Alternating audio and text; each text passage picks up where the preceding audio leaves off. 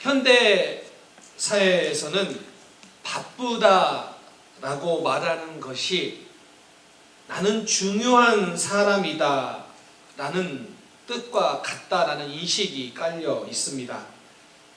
그래서 바쁘세요? 라고 물어봤을 때 네, 바쁩니다 라고 말하는 것이 보편적인 사람들의 생각이라고 합니다. 반면에 한가하면 게으르다라고 생각하는 경향이 있다고 합니다. 그러다 보니까 생겨난 게 뭐냐면 바쁨 증후군. 현대인들은 한두 시간의 휴식 시간조차 생산적으로 보내야 한다라는 강박관념에 사로잡혀 있다고 말을 합니다. 그래서 예전에는 카메라 하나를 들고 취미로 사진을 찍었는데 요즘은 SNS에 올리기 위해서 사진을 찍는다고 말합니다. 휴식조차도 무엇인가를 만들어내야 한다라는 강박에 시달리고 있다라는 의미입니다. 우리 한국 사람들 너무 이거에 해당되는 거 아닙니까? 우리는 여행을 가도 또 언제 올 줄 모르니까 많이 보고 와야 된다. 그래서 새벽부터 일어나서 여행을 하죠. 그리고 여행이 끝났는데 너무 힘이 들어서 집에 와서 쉬지요. 이게 우리나라 사람들 모습 아닙니까? 저도 미국에 와서 이 근방에 차로 다닐 수 있는 20시간 거리 이 정도 거리는 다 차로 여행을 했는데요. 얘들에게 이렇게 물어봅니다. 어디가 제일 기억에 남느냐? 얘들이 그렇게 말합니다. 차를 오래 탔던 것만 기억난다고. 그런데 여러분, BBC 발표에 의하면 이 현대인들의 시간 집착이 오히려 일의 우선순위를 헷갈려 하거나 완수할 수 없는 일에 집착해 시간 관리를 실패할 가능성이 높다라는 것입니다. 바쁘다 하는 것이 오히려 우선순위도 잃어버릴 뿐만 아니라 내가 해야 될 일을 하지 못하게 만드는 그런 혼돈에 빠질 수 있다는 의미입니다. 우리의 삶의 분주함이 때로는 우리의 방향을 잃게 만드는 것이 될 수 있다는 사실을 여러분 기억하십시오. 그래서 오늘 이 말씀을 통하여 분주한데 방향이 잃어버렸다면 이 말씀을 통하여 여러분의 방향 설정이 성경에 맞게 하나님이 원하시는 모양대로 될 수 있기를 바랍니다. 에베소서 4장은요 이렇게 말했어요. 부르심에 합당한 삶을 살라. 그래서 그 부르심에 합당한 삶이 크게 두 가지라고 제가 설명을 잠깐 했었는데, 첫 번째가 어떤 거였냐면 하나됨을 힘써 지키는 것이다. 그래서 이 하나됨은 그리스도의 몸을 세우는 것이다 라는 설명을 했죠. 그리고 두 번째, 또 다른 권면인데 그게 오늘부터 시작되는데 그게 뭐냐면 바로 거룩한 삶으로의 부르심이에요. 오늘 바울은 우리에게 이렇게 권면을 합니다. 하나님을 알지 못하는 사람들의 삶의 특성이 무엇인가? 17절 이렇게 말하죠. 그러므로 내가 이것을 말하며 주 안에서 증언하노니 이제부터 너희는 이방인이 그 마음에 허망한 것으로 행함같이 행하지 말라. 자, 바울이 이렇게 말합니다. 증언한다. 이렇게 증언한다라고 말하는 것은 어떤 의미냐면 자신의 경험을 바탕으로 말한다, 설명한다예요. 바울도 열심히 살았지만 그것이 허망한 것임을 그가 깨달았기 때문에 그렇게 증언합니다. 그런데 그 증언이 뭐냐면 이거예요. 에베소 교회 성도들이 예수를 믿었다라고 고백하는데 왜 다시 과거에 예수 안 믿는 사람들처럼 살아가려고 하는 그런 허망한 모습을 보이느냐? 그러지 말라라고 권면하는 것입니다. 허망한 일에 해당하는 헬라어가 뭐냐면 마타이오스인데 이게 빈, 열매 없는 무력한이라는 뜻이에요. 그러니까 예수를 믿는 사람이 어떤 이유 때문에 다시 그 허망한 것, 비어있는 것, 열매 없는 것, 그 무력한 것을 쫓아 다시 살아가려고 하는 그 모습을 버려라 라고 권면하고 있다는 것입니다. 로마서 1장 21절에서는 이 의미를 이렇게 표현합니다. 하나님을 알되 하나님을 영화롭게도 아니하며 감사하지도 아니하고 오히려 그 생각이 허망하여지며 미련한 마음이 어두워졌나니. 하나님이 계신 줄 알면서도 하나님을 영화롭게 하지 않는 이유가 뭐냐면 그 생각이 허망하여져서 마음이 어두워졌기 때문입니다. 여러분, 만약 욕망이 우리를 온통 우리의 마음을 뒤덮고 있다면 우리는 하나님을 알지만 하나님을 영화롭게 할 만큼의 마음이나 능력이 우리에게 없어요. 하나님을 아는데 하나님을 영화롭게 하지 않는다는 거예요, 사람들이. 그 이유가 마음이 어두워져서 허망한 것을 쫓아 살아가고 있기 때문이에요. 그래서 바울은 우리에게 이렇게 공면합니다. 허망한 것을 쫓지 말고 거룩한 삶으로 나오라. 사랑하는 성도님들, 여러분의 삶 속에 아무 가치 없는, 나중에 다 없어질 그 허망한 것을 쫓지 말고 거룩한 삶을 쫓아가시기를 바랍니다. 그러기 위해서 첫 번째 기억해야 될 게 뭐냐면 이방인처럼 살아가지 않는 것입니다. 자, 이게 어떤 의미냐면 당시 이 에베소라는 도시에는 어떤 상황이 펼쳐졌냐면 많은 에베소 시민들은 긍지와 자부심을 가지고 그 도시에 있는 아데미 여신을 섬기며 살아가고 있었습니다. 그에 반해서 예수를 믿는 그리스도인들은 극소수에 불과했습니다. 그러다 보니까 어떤 상황이 벌쳐지겠습니까? 아데미 여신을 섬기는 것이 보편적이고 그 사회, 그 도시의 문화고 패턴이에요.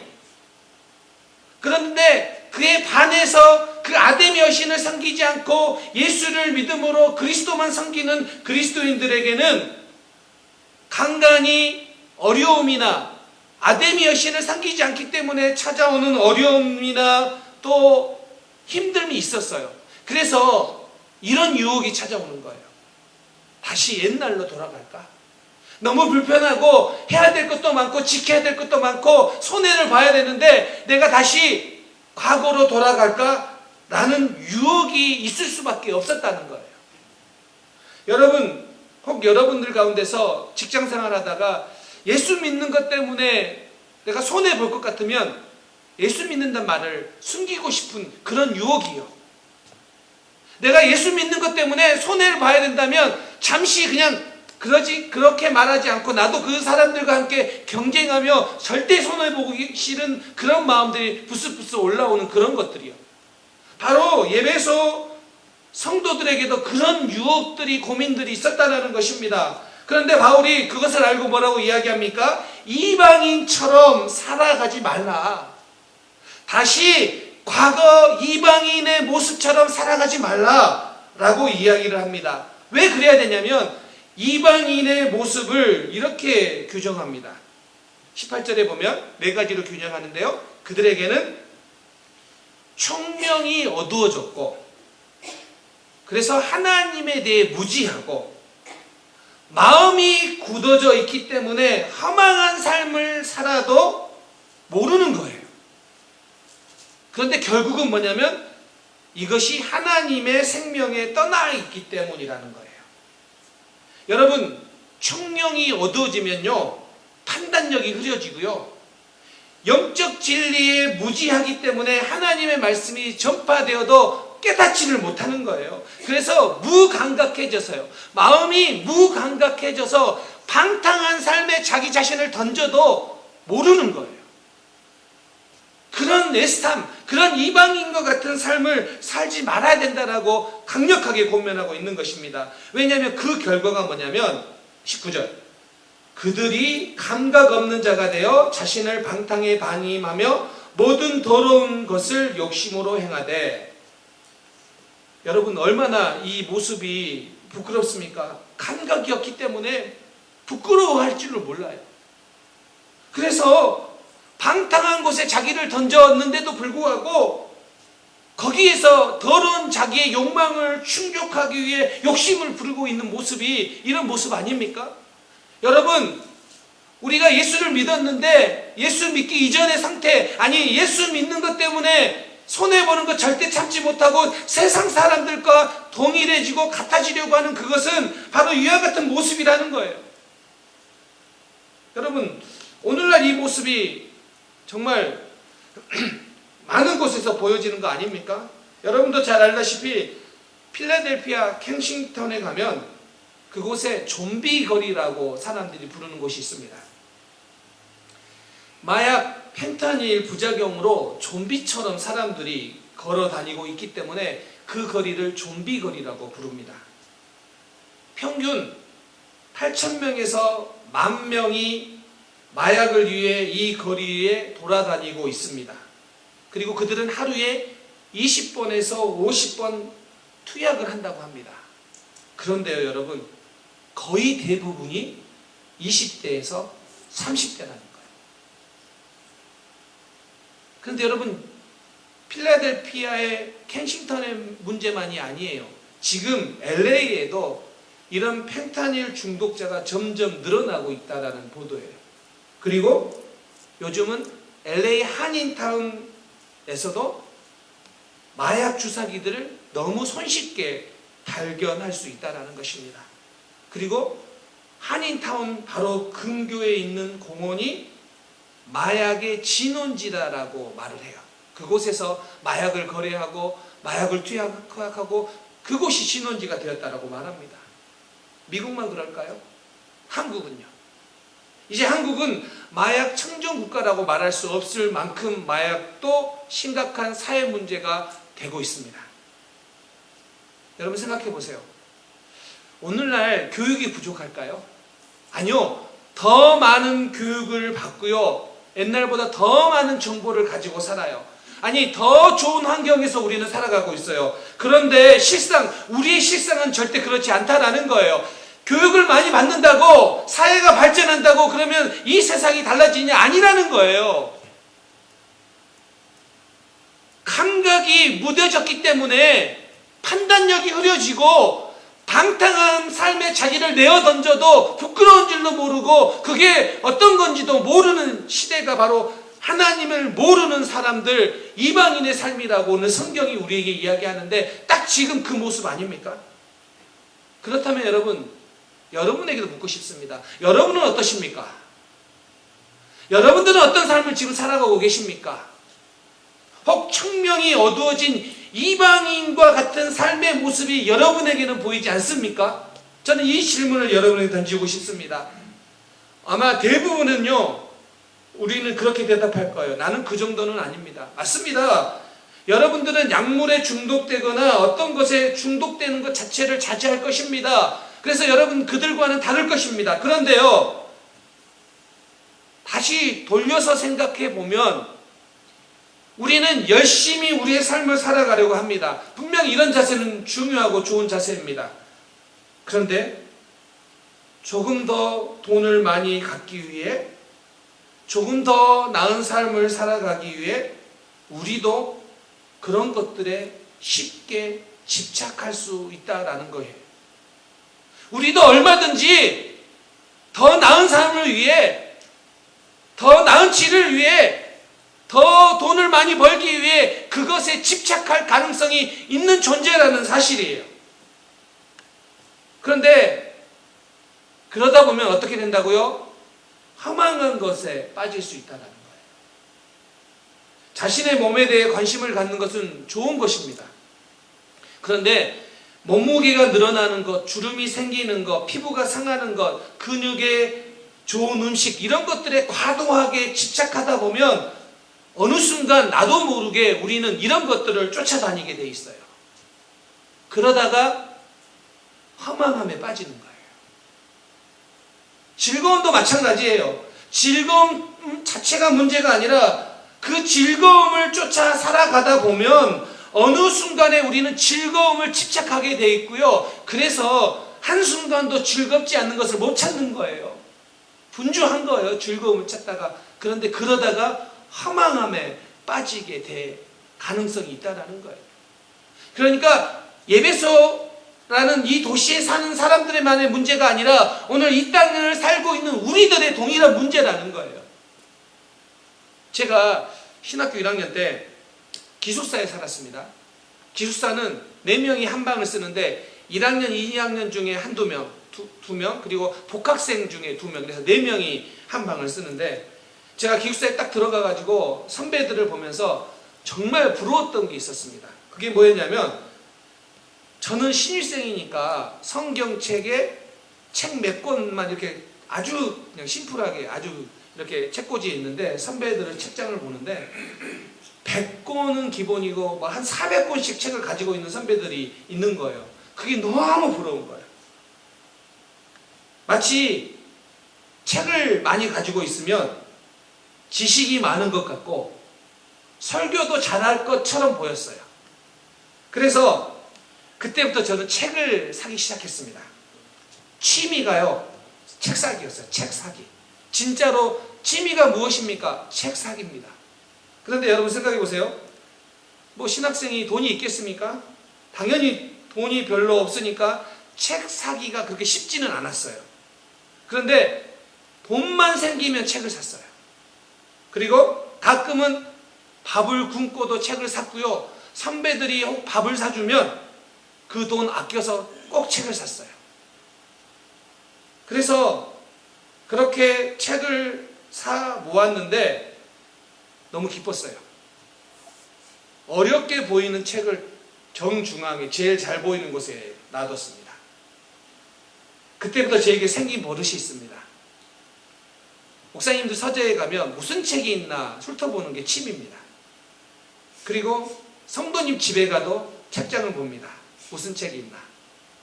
여러분 집에서도 제가 본 적이 있습니다.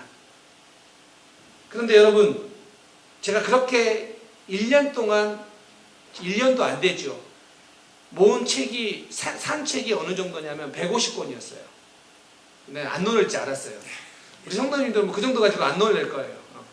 근데 1년만 산 게 아니기 때문에 나중엔 더 많아졌지만 1년 동안 150권의 책이 이제 책꽂이 이렇게 좀 하나 이렇게 다 꽂히니까 너무 이렇게 기분이 좋았어요. 그런데 여러분, 책을 많이 산 거니까, 그것도 신학책을 많이 산 거니까 좋은 거 아니겠습니까? 그런데 나중에 보니까요, 좋은 책만 산 게 아니라 필요 없는 책도 샀고요. 그냥 한 번만 읽고 도서관에 빌려도 될 책들도 많이 샀고요. 그때는 저에게는 책을 고를 만한 능력이 없었기 때문에 그냥 집착한 거예요. 책 사는 거예요. 그런데 그때 산 책, 그때 1학년 때 산 책의 대부분은요, 다 버렸습니다. 필요가 없더라고요. 여러분, 우리도 얼마든지 중요하고 좋은 것, 그렇게 보이는 것에 우리의 마음이 집착해버리면 그것을 우리는 우리의 마음을 그것으로 채우려고 하고, 그런데 그 마음의 결론은 뭐라고요? 허망한 것이라고요. 존 파이퍼 목사님께서 이런 책을 썼어요. 하나님께 굶주린 삶. 근데 그 책에 이렇게 이야기합니다. 잘 들어보세요. 만일 우리에게 하나님의 영광이 나타나기를 갈망하는 마음이었다면 그것은 우리가 실컷 마시고 배불러서가 아니라 세상 식탁에서 부스러기를 주워 먹은 지 너무 오래됐기 때문에 우리의 영혼이 시시한 것들로 가득 차 있어서 위대한 것들이 마음에 들어찰 자리가 없다. 저는 이 이야기를 들으면서 많이 공감했고요. 또 많이 돌아봤습니다. 오늘날 많은 사람들에게 시시한 것들로 너무 많이 채워져 있지 않은가. 그래서 정작 위대한 것들로 채워야 될 생각이 없고 갈망이 없어진 거 아닌가. 여러분, 여러분에게 목마름이 있습니까? 그런데 여러분 분명히 채워야 됩니다. 그런데 무엇으로 채울지를 모른다면 그것은 우리 안에 너무 평소에 시시한 것들, 세상의 식탁에 떨어지는 부스러기를 너무 많이 주워 먹어서 정말 하나님의 영광, 정말 위대한 것으로 채워야 되는데 그게 무엇인지를 모른 채 채우고 있는 거예요. 부스러기로 채우고 있는 거예요. 그런 모습이 우리 가운데 있지 않은가? 예수 믿는 우리에게 그런 모습이 있을 수 있다는 거예요. 얼마든지요. 얼마든지.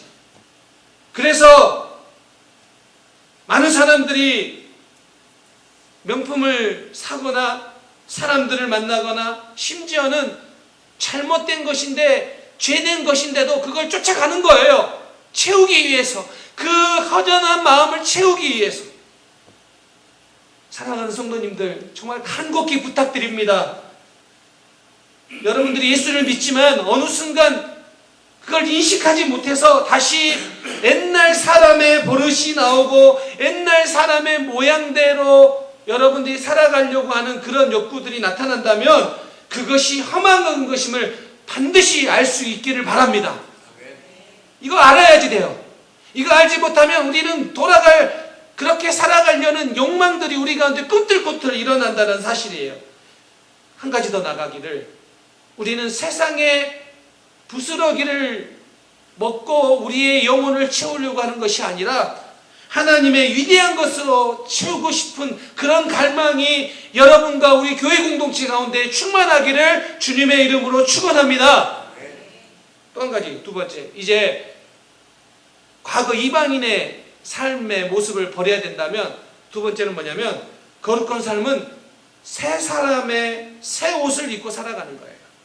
자, 바울은 이방인과 같은 삶을 버리라라고 하면서 뭐라고 권면하냐면 새 사람으로 살아야 한다라고 권면합니다. 22절. 너희는 유혹의 욕심을 따라 썩어져 가는 구습을 따르는 옛사람을 벗어버리고, 여기에서 옛사람은 뭐냐면 죄의 영향력을 말하는 거예요. 그러니까 옛사람을 벗어버린다. 죄의 영향력 아래에 있는 것을 물리치라라는 것입니다. 왜 그래야 됩니까? 오늘 본문은 세 개의 동사를 사용해 강조합니다. 이렇게 말합니다. 너희는 그리스도를 배웠고, 너희는 그에게서 들었고, 너희는 그 안에서 가르침을 받았다. 에베소 성도들은 예수 그리스도를 믿었을 뿐만 아니라 예수 그리스도에 관하여 배웠습니다. 그러므로 그들은 예수 그리스도를 모르는 사람이 아니에요. 그래서 예수를 모르는 사람처럼 살아서는 안 된다라는 것입니다. 그리고 그 예수를 알고 믿는 사람이 살아야 될 모습이 어떤 모습이냐? 24절. 하나님을 따라 의와 진리의 거룩함으로 지으심을 받은 새 사람을 입으라. 여기서 새 사람은 내가 어떤 도덕적 노력을 해서 얻는 것이 아니라 하나님의 새 창조의 모습이에요. 그러니까 새 사람은요, 단지 옛 사람이 새롭게 된 게 아니에요. 그러니까 예전에 있는 사람이 좀 나아졌다, 이게 아니에요. 그런 뜻이 아니에요. 이 새 사람은 뭐냐면 새로운 피조물이에요. 우리는 예수를 믿어서 과거에 내가 조금 나아진 존재가 아니라 완전히 새로운 피조물이 되었습니다. 새로운 존재가 되었습니다. 고린도후서 5장 17절. 그런즉 누구든지 그리스도 안에 있으면 새로운 피조물이라. 이전 것은 지나갔으니 보라, 새 것이 되었더라. 여러분들, 우리 모두는 예수 안에서 새 옷을 입은 새 사람이 되었습니다. 그래서 여러분, 중요한 것은요, 그 새 사람은 저절로 되는 것이 아니라 하나님의 선물인가 동시에 우리의 과제입니다. 그래서 우리는 계속해서 옛사람을 벗어버리고 새 사람이 되어야 됨을 기억하며 살아가야 됩니다. 성경은요, 우리에게 이렇게 말을 해요. 옷에 관련해서 이런 설명을 합니다. 타락한 인간과 회복된 인간을 옷과 관련돼서 이렇게 표현을 합니다. 타락한 인간이 하나님을 두려워해서 죄의 수치심과 두려움과 부끄러움 속에 있을 때 그들이 가장 먼저 제작한 것이 옷이에요. 그래서 무화과 나무 잎으로 옷을 만들어 입었습니다. 옷이 필요했던 이유는 뭐냐면 죄 때문이에요.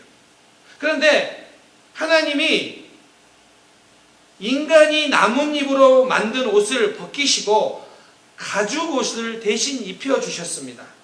자, 하나님께서 가죽 옷을 대신 입히신 것은 가죽이 생기려면 한 생명이 죽어야 하기 때문입니다.